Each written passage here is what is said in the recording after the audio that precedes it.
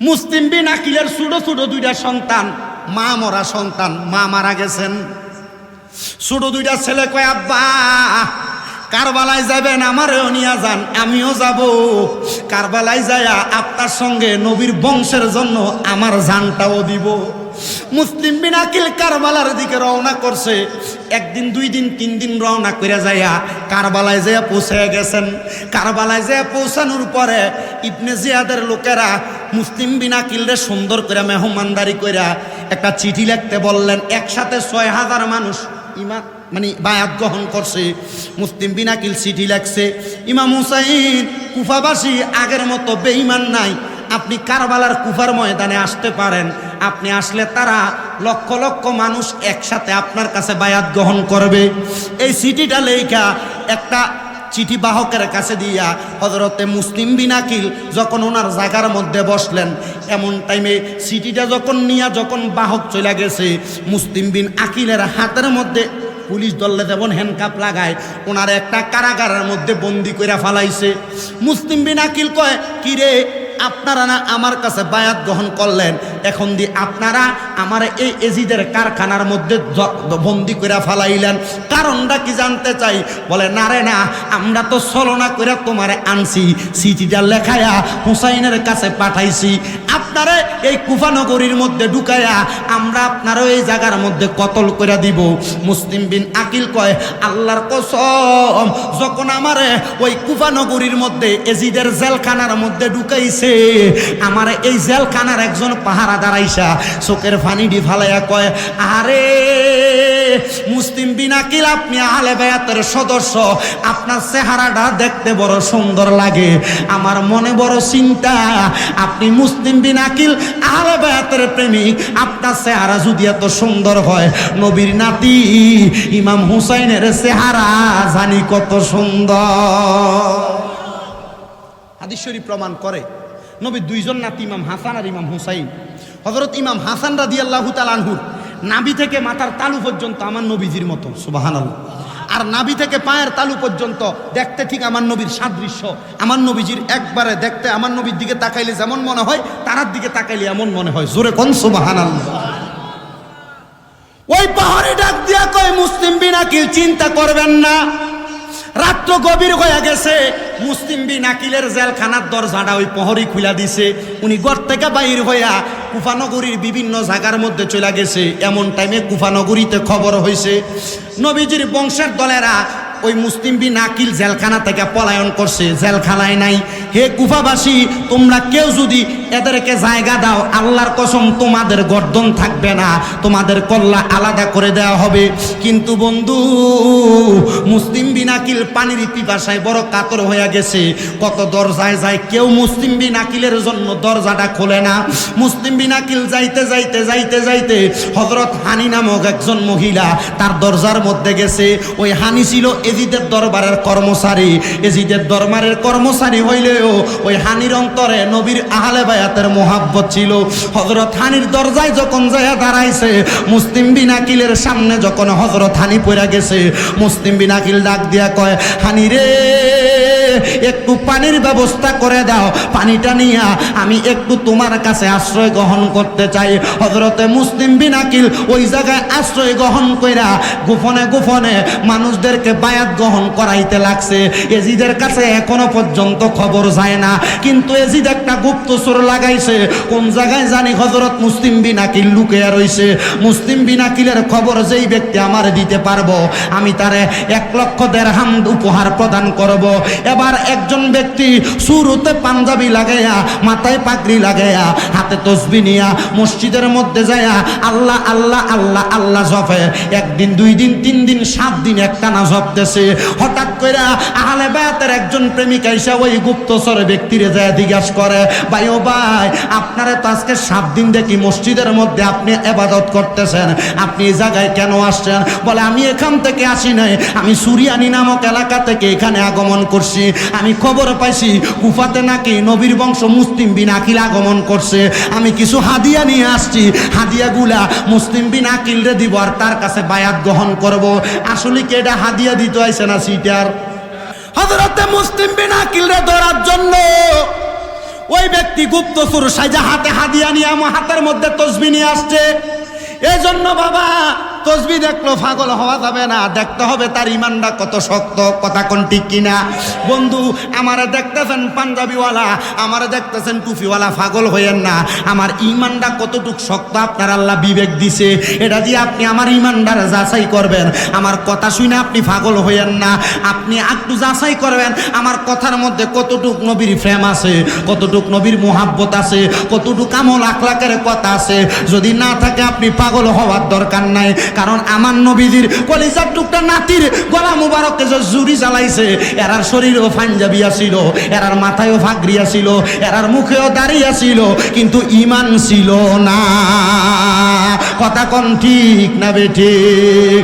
বাজান রে, এবার ওই ব্যক্তির কাছ থেকে খবর নিয়ে মুসলিম বিন আকিলের অনুমতি নিয়ে এবার ওই গুপ্তচর সিটার ব্যক্তিটারে মুসলিম বিন আকিলের কাছে নিয়েছে। ওই ব্যক্তি মুসলিম বিন আকিলের কাছে যাইয়া যখন খবর পাইছে, এবার খবরটা যায় ইবনে জিয়াদের কাছে দিছে। ইবনে জিয়াদ খবর পাইলো কিরে আমার নিজের দাসী ছিল হযরত হানি, হানি নাকি তার ঘরের মধ্যে আমার দুশমনদের জায়গা দিছে। হানিরে খবর দিয়া নিয়া তার জায়গার মধ্যে হানির গর্দানটা আলাদা করে দিছে। মুসলিম বিন আকিলরে ধরার জন্য একসাথে 10 জন ব্যক্তিরে পাঠাইছে হানির ঘরের মধ্যে। হানির ঘরের সামনে যাইয়া মুসলিম বিন আকিলের সাথে সন্ধি করতেছে। মুসলিম বিন আকিল, আমরা আপনাকে মারবো না, আমাদেরকে ইবনে জিয়াদ পাঠাইছে আপনার সঙ্গে বন্ধুত্ব করার জন্য, আপনি চলেন ইবনে জিয়াদের কাছে চলেন। মুসলিম বিন আকিল ইবনে জিয়াদের কাছে যাবে না, বলে তোমরা আমার সঙ্গে এমন কি কথা বলো, আমরা ইবনে জিয়াদের কাছে কেন যাব? সে তো আমার সঙ্গে একবার বেঈমানি করছে, আমরা ইবনে জিয়াদের কাছে যাব না। বলে আপনি চলেন না, আমরা 10 জন লোক তো মিথ্যা কথা বলি না, আল্লাহর কসম করে বলতেছি আপনার সঙ্গে আমরা বন্ধুত্ব করব। মিথ্যাবাদীদের আরেকটা আরেকটা আরেকটা পায় তারা হলো তারা বেশি বেশি কসম করে। মিথ্যুক যারা যারা মিথ্যুক যারা এদের আরেকটা মাধ্যম সিনার উপায় কি, এরা কি করে? বেশি বেশি কসম করে। এটা মিথ্যুক সিনার, মুনাফিক সিনার উপায়। এই যে গরু বাজারটা গেছে দেখছেন না, যদি দালাল গরুটার কাছে আল্লাহর কসম ভাই, আল্লাহর কসম ভাই এটা 1,30,000 কিনা, আপনার 5,000 দিলে আমি পাবো। আপনি তো সরল মনে বিশ্বাস করছেন। হ্যাঁ, আল্লাহ বুঝার তৌফিক দান করো। জোরে বলেন আমিন, আরো জোরে বলেন না আমিন কর না। আগের যুগের যারা মুরব্বী, মনে করেন ওনারা, ওনাদের পূর্ব যুগের মুরব্বী যারা, ওই যুগটা একরকম কাটছে, কিন্তু এখনকার যুগ আর সেই যুগ নাই। এটা কলির যুগ চলে আসছে। এই যুগে আপনি মানুষ চিনা বড় কঠিন। দেখবেন আপনার সাথে চলতেছে, আপনার সাথে থাকতেছে, আপনার সাথে খাইতেছে, আপনার সাথে বেমানি করে, আছে না এমন? এটা যুগের হালে দুনিয়াতে চলতেছে এমন, কিছু করার নাই। আপনি যেমন হন না কেন, আপনার সবচাইতে প্রিয় বন্ধু আপনার সাথে বেমানি করবে। এগুলো দুনিয়ার হালে চলছে। সে আপনার সাথে এমন বেমানি করবে, আপনি তার থেকে এটা আশাই করেন নাই, এমন বেইমানি করছে। 10 জন আইসা মুসলিম বিন আকিলরে বুঝায়, মুসলিম বিন আকিলরে বুঝাইতে বুঝাইতে বলে আপনি দেখেন কি সুন্দর ঘোড়া আনছি, ঘোড়ার পিঠে উঠাইছেন। ঘোড়ার পিঠে উঠাইয়া মুসলিম বিন আকিলের হাত থেকে তরবারিটা নিয়ে গেছে। তো মুসলিম বিন আকিল বলে আমার বুঝতে দেরি হয় নাই এরা যে আমার সাথে বেইমানি করবে। আমি মুসলিম বিন আকিল তাদের সাথে রওনা করছি। যাইতে যাইতে আমার ইবনে জিয়াদের বড় রাজপ্রাসাদের উপরে নিয়ে তুলছে। তুইলা তারা ঘোষণা করছে, এই শোনো কুফাবাসী, এরপরে যদি ইমাম হুসাইনও কুফায় আগমন করে, কেউ যদি ইমাম হুসাইনের কাছে তোমরা বায়াত গ্রহণ করো, দেখো মুসলিম বিন আকিলের গর্দান আলাদা করে দিচ্ছি, তোমাদের গর্দান এমন ভাবে আলাদা করে দিব।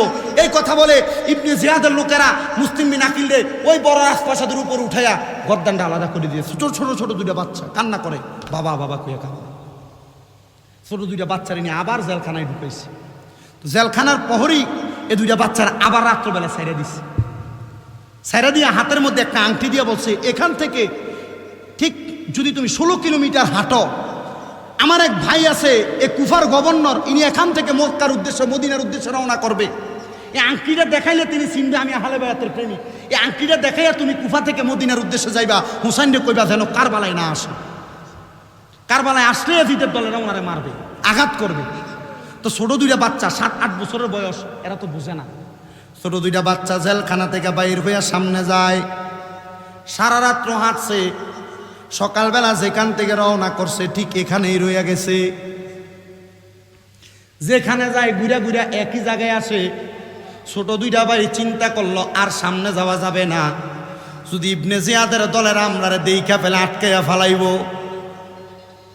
মরুভূমির মাঝখানে পানি তোলার জন্য যেই কূপ আছে, কূপের পাশে একটা গাছের পাশে ছোট দুইটা বাচ্চা বসা।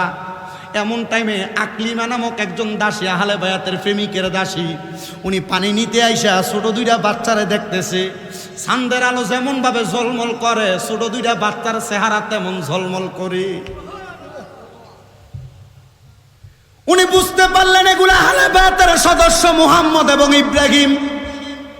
ওই দিক দিয়ে ইবনে জিয়াদ ঘোষণা করছে, মুসলিম বিন আকিলের দুইটা ছেলেরে যে ব্যক্তি আমার কাছে আইনা দিব তারা 100 উট দেওয়া হবে। ওই দাসী ছোট দুইটা বাচ্চারে নিয়া তার মালিকের কাছে নিয়া কয়, শোনেন এই দুইটা বাচ্চারে আমি আপনার কাছে দিলাম, আপনি আমার আজাদ কইরা দেন, গোলাম মুক্ত কইরা দেন। উনি ছোট দুইটা বাচ্চারে পাইয়া বড় আদর কইরা যত্ন কইরা খাওয়াইয়া দাওয়াইয়া রাইখা দিছে। ছোট দুইটা বাচ্চার মনে বাবা হারা ব্যথা আছে না নাই?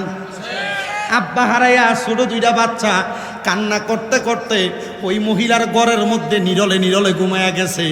কিন্তু রাত্রবেলা ওই মহিলাটা আহলে বায়াতের প্রেমিক ছিল, কথা সত্য। স্বামী ছিল দুশ্মনের রাসূল, আহলে বায়াতের দুশ্মন বন্ধু। ওই স্বামীটা যখন তার ঘরের মধ্যে রাত্রবেলা আসছে, স্ত্রীরে বলে, আমি গেছিলাম ইবনে জিয়াদের 100 উট উপহার নেওয়ার জন্য, মুসলিম বিন আকিলের দুইটা সন্তানকে দিয়া দেওয়ার জন্য তার হাতে তুইলা। স্ত্রী বলে, তারা না আহলে বায়াত, তাদের সঙ্গে দুশ্মনী করলে আমার আল্লাহ তাআলা নাকি আপনার সঙ্গে দুশ্মনী করবে, তাহলে আপনি কেন তাদের সঙ্গে দুশ্মনী করে? বলে, কিসের দুশ্মনী? আল্লাহ তাআলা তো প্রতিদান দিব কবরে, আমি দুনিয়াতে প্রতিদান পাবো না, এটা তো হইতে পারে না। বলে, খাবার বারো, আমি যাইতেছি। খাবারটা খাইয়া যখন গেল, উনি যা দেখতেছে হঠাৎ করে রাত্রিবেলা গুনগুন গুনগুন ছোট কষি মুখের মধ্যে কান্নার আওয়াজ আসতেছে। উনি চিন্তা করলেন, কিরে কান্নার আওয়াজ আসে কোথা তাইকা? ঘর থেকে বাইরে হইয়া পাশের ঘরের দরজাটা খুলে দেখতেছে, যদিও রাত্রবেলা চাঁদের আলোর মতো সুন্দর চেহারা দুইটা দেখা যায়। উনি জিজ্ঞাসা করে, নাম কি তোমার? কান্না করতে করতে ছোট দুইটা বাচ্চা ডাক দিয়া কয়, আমার নাম বড় ভাই মুহাম্মদ, আর আমার নাম হইল ইব্রাহিম। বলে, তোমরা কি মুসলিম বিন আকিলের সন্তান? বলে, হ্যাঁ। তোমরা এখানে বসে আছো, আমি সারাদিন তোমাদেরকে খুঁজছি।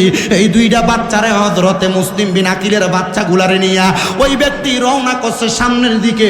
ওই মহিলা স্বামীর পা গুলার মধ্যে ধরে ডাক দিয়া কয়, স্বামী গো, এই দুইটা বাচ্চারে যদি আপনি ইবনে জিয়াদের কাছে তুইলা দেন, নবীর কাছে জবাব দিতে পারবেন না, আল্লাহর কাছে জবাব দিতে পারবেন না। ছোট দুইটা বাচ্চারে নিয়েন না। একটা কূপ দিয়া মহিলার গর্দানটা আলাদা করে দিছে। ওই মহিলার বড় ছেলে বাপের পায়ে ধরে ডাক দিয়া কয়, আব্বা, এদেরকে আপনি নিয়ে যাইয়েন না, এদেরকে নিয়ে গেলে ইবনে জিয়াদ আপনার সাথে বেঈমানি করবে। ছেলেটার গলার মধ্যে কূপ দিয়া গর্দান আলাদা করে দিছে। এবার ওই ব্যক্তিটা চিন্তা করলো, বাচ্চাগুলার জীবিত নেওয়ার সময় 100 উটের লোভে হয়তো কুফাবাসী আমার কাছ থেকে বাচ্চাদেরকে ছিনিয়ে নিয়ে যায়, 100 উট নিয়ে যাবে। আমি এখন এই দুইটা বাচ্চার গর্দান আলাদা করে ব্যাগের মধ্যে ঢুকাইয়া আমি ইবনে জিয়াদের কাছে নিয়ে যাইব। এজিদ তো এজিদ মানি বেঈমান, এজিদ মানি শয়তান। ছোট দুইটা বাচ্চার গর্দান যখন আলাদা কইরা ইবনে জিয়াদের কাছে নিছে, ইবনে জিয়াদের ছোট দুইটা বাচ্চার মাথা দেখানোর পরে ডাক দিয়া কয়, এ ইবনে জিয়াদ, দেখেন আপনি মুসলিম বিন আকিলের দুই বাচ্চার শরীর পাইছেন নে? ডাক দিয়া কয়, মুসলিম বিন আকিলের দুই বাচ্চার শরীর জীবিত পাই নাই, তুমি মরা কেন আনছো? আল্লাহর কসম, এই মুহূর্তে আমি তোমার 100 উট দিতাম না। উনি তো পাগলের মতো হইয়া গেছে, যেই ছোট দুইটা বাচ্চার জন্য আমি আমার বউরে কতল করছি, বাচ্চারে কতল করছি। এজিদ আমার লগে বেঈমানি করছে। আল্লাহর কসম, এই এজিদ রে, আমি জানি তুমি নবীর বংশের লগে বেঈমানি করবা, এই জন্য তুমি আমার 100 উটের লোভ দেখাইয়া আমার বউরে মারছো, সন্তানরে মারছো। আল্লাহর কসম, হুসাইন রে আসতে দাও, আসতে দাও, আমি হুসাইনের ফত হইয়া তুমি ইবনে জিয়াদের গর্দান আলাদা করব। এবার ইবনে জিয়াদ ডাক দিয়া কয়, হুসাইন রে আসতে দেরি আছে, এখনই আমি তোমার গর্দান আলাদা করে দিব। ওই ব্যক্তির গর্দানও আলাদা করছে। আবার চিন্তা করেন, নবীর কলিজার টুকরা দুইটা বাচ্চাদেরকে কেমনে মারছে? মুসলিম বিন আকিল রে মারছে। এজিদ কত ভয়ঙ্কর ছিল, এজিদ কত ভয়ঙ্কর ছিল বন্ধুরে। যখন হযরত মুসলিম বিন আকিল কারবালার ময়দান থেকে, কুফার ময়দান থেকে মদিনায় যায় না, ইমাম হুসাইন আবার যুদ্ধে রওনা করছে। এমন টাইমে ইমাম হুসাইনের সামনে এসে দাঁড়াইছে ইমাম হুসাইনের ভাতিজা, যার নাম হইল হযরতে ইমাম কাসেম। জোরে জোরে বলেন বাবা, আল্লাহু আকবার। বড় ভাইয়ের নাম ছিল হযরত ইমাম হাসান, ওই ইমাম হাসানের ছেলে যার নাম হযরত ইমাম কাসেম, কষ্ট হইতেছে আপনার আর তাবারু প্যাকেট হয়ে গেছে, বস্তা তো ঢুকে রাখছে, শুধু আনবো আর দিব।